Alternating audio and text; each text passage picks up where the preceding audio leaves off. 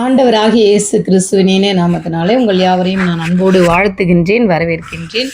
இன்றைய நாளுக்குரிய நல்ல பங்கை தேடி மரியாளை குறித்து நாம் சிந்திக்க இருக்கின்றோம். மரியாள் என்றால் கடலின் நட்சத்திரம் என்று சொல்லப்படுகிறது.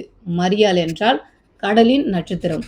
எபிரேயத்திலே மீரியம் என்றும் கிரேக்கத்திலே மரியாள் என்றும் உச்சரிக்கப்படுகிறது. புதிய ஏற்பாட்டில் 6 மரியாள்களை குறித்து சொல்லப்பட்டிருக்கிறது. அதிலே நாம் இன்றைய நாளிலே இயேசுவின் தாயாகிய மரியாளை குறித்து சிந்திக்க இருக்கின்றோம். லூக்கா 1ஆம் அதிகாரம் 50வது திருமொழி. அவருடைய இரக்கம் அவருக்கு பயந்தவர்களுக்கு தலைமுறை தலைமுறைக்கும் உள்ளது என்று சொல்லப்பட்டிருக்கிறது. இந்த லூக்கா 1ஆம் அதிகாரம் 46 முதல் பார்க்கும் பொழுது மரியாளுடைய பாடல் என்று சொல்லப்பட்டிருக்கிறது. ஏன் மரியாள் இந்த பாடலை பாடுகின்றார்?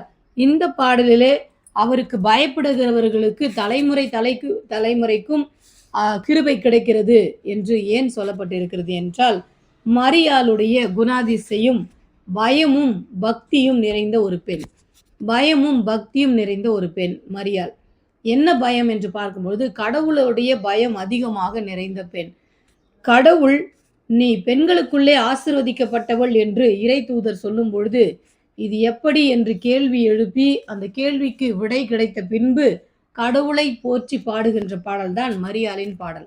அந்த பாடலிலே சிறப்புக்குரிய வார்த்தையாக தான் இந்த லூக்கா 1ஆம் அதிகாரம் 50வது திருமொழியிலே கடவுளுக்கு பயப்படுகிறவர்களுக்கு தலைமுறை தலைமுறைக்கும் கிருபை உண்டு, ஆசீர்வாதம் உண்டு என்று மரியாள் சொல்லுகின்றார்.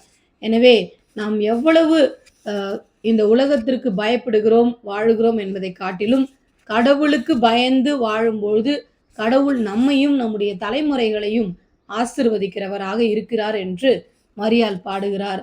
நாம் கடவுளுக்கு பயந்து வாழ்வோம், நம்மையும் நம்முடைய தலைமுறைகளையும் கடவுள் காத்து கொள்வாராக. ஆமென்.